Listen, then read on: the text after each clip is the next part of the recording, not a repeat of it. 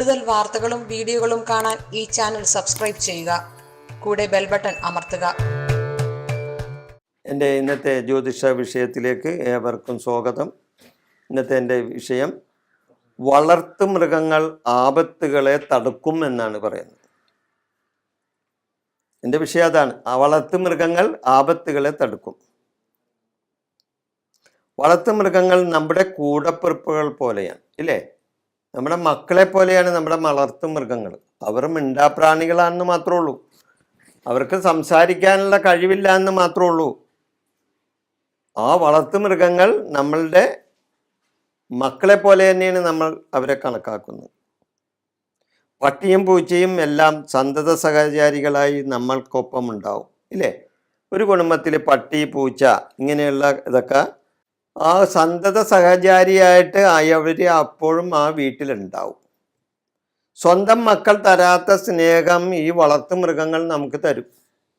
വളർത്തുമൃഗം എന്ന് പറഞ്ഞാൽ പട്ടി, പൂച്ച മാത്രമല്ല കേട്ടോ. ആട്, ഈ പശു, പോത്ത്, അങ്ങനെ എരുമ, ഇങ്ങനെയൊക്കെയുള്ള പല കാര്യങ്ങളും സാധനങ്ങളും ഉണ്ടാവില്ല, നാൽക്കാലികൾ. അപ്പം ഇതെല്ലാം നമ്മുടെ മക്കൾ തരുന്നതിനെക്കാട്ടും കൂടുതൽ സ്നേഹം അവർ നമുക്ക് തരും. പ്രത്യേകിച്ച് പട്ടി, പൂച്ച. ശരിക്കും പട്ടിയും പൂച്ചയൊക്കെ ആ വീട്ടിൽ എപ്പോഴും ഇങ്ങനെ ചുറ്റി സഞ്ചരിച്ചു കൊണ്ടിരിക്കും, ഇല്ലേ? ചിലവർ പിടിച്ച് കൂട്ടിലിടും, സന്ധ്യക്ക് മാത്രമേ പട്ടിനെ പുറത്തു വിട്ടുള്ളൂ. പൂച്ച ഇങ്ങനെ സർവ്വസ്വാതന്ത്ര്യത്തോടു കൂടി ഇങ്ങനെ കറങ്ങിക്കൊണ്ടിരിക്കും വീടിന് ചുറ്റും, അല്ലെങ്കിൽ വീട്ടിൻ്റെ അകത്ത്. അവർക്ക് സ്വതന്ത്രമായിട്ട് എവിടെയെങ്കിലുമൊക്കെ കയറി നടക്കാം. അപ്പോൾ അവർ നമ്മുടെ കൂടെ എപ്പോഴും ഉണ്ടാവും. നമ്മളെ മുട്ടിയുരുമ്മി നിന്ന് അത് കാണിക്കുന്ന സ്നേഹപ്രകടനങ്ങൾ സ്വന്തം മക്കളിൽ നിന്നുണ്ടാവില്ല, ഇല്ലേ?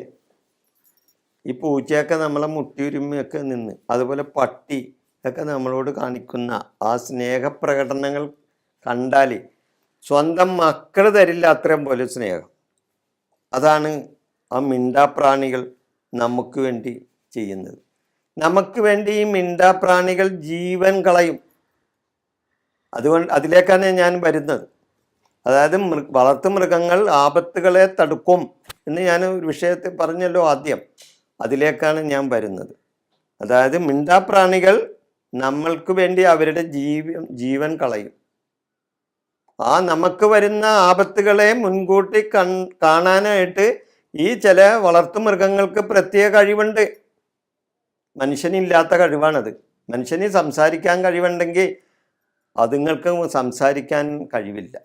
എന്നാൽ ദൈവം അവർക്ക് വേറെ ചില കഴിവുകൾ കൊടുത്തിട്ടുണ്ട്.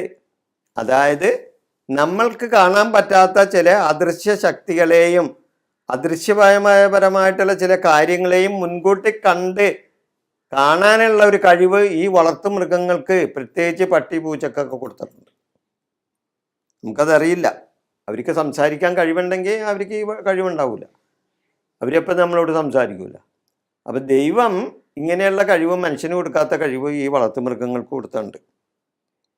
നമുക്ക് ആപത്ത് വരുന്നുണ്ടെങ്കിൽ അത് നമുക്ക് മുന്നേ ഈ മിണ്ടാപ്രാണികൾക്ക് മനസ്സിലാവും. നമുക്കൊരു ആപത്ത് വരുന്നുണ്ടെങ്കിൽ ഈ മിണ്ടാപ്രാണികൾക്ക് അത് നേരത്തെ മനസ്സിലാകും. അതിനുള്ള കഴിവ് സർവേശ്വരൻ അവർക്ക് നൽകിയിട്ടുണ്ട്. നമ്മുടെ ആപത്തുകളെ അവർ സ്വയം ഏറ്റെടുക്കും, ഇല്ലേ? നമ്മുടെ ആപത്തുകളെ അവർ സ്വയം ഏറ്റെടുക്കും. ചില ദുർനിമിത്തങ്ങൾ ഇവർ മുൻകൂട്ടി കണ്ടറിഞ്ഞ് നമ്മളെ അതിൽ നിന്നും രക്ഷപ്പെടുത്തും, ഇല്ലേ? അങ്ങനെയൊക്കെ ഉണ്ട്.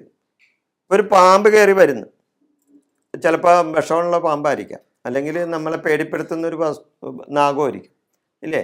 അപ്പം എന്താ ചെയ്യണേ? നമ്മുടെ പട്ടി ഇങ്ങനെ ചുറ്റും നടപ്പുണ്ടെങ്കിൽ അവൻ്റെ കണ്ണിപ്പെടും, അല്ലെങ്കിൽ പൂച്ചയുടെ കണ്ണിപ്പെടും.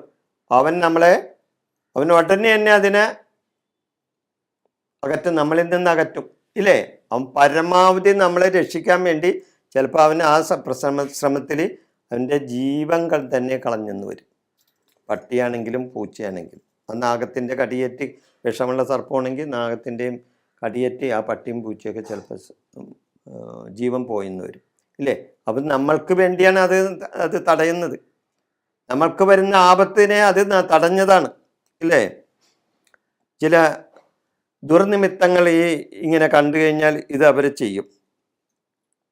ചില നാൽക്കാലികൾ വീട്ടിൽ പെട്ടെന്ന് ചത്തുവീഴും. അത് നമുക്ക് വരുന്ന ആ വീട്ടിൽ ഒരു ജീവൻ പോകാനുള്ള അവസരം വരെയാണ്.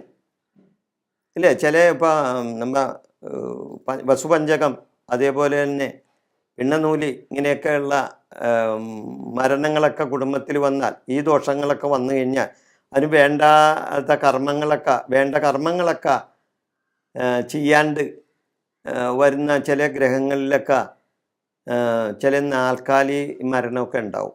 എന്താണെന്നറിയാമോ? ഏതെങ്കിലും വിധത്തിൽ ആ കുടുംബത്തിൽ നിന്ന് ഇത്ര ജീവൻ പോകേണ്ടി വരും ഇല്ലേ? അതിനല്ലേ നമ്മ ഇപ്പോൾ പഞ്ചമി, വസുപഞ്ചകം ഇങ്ങനെയൊക്കെ ഉള്ള കർമ്മങ്ങൾ ചെയ്യുന്നത് ഇല്ലേ? അതെന്തിനാണ്?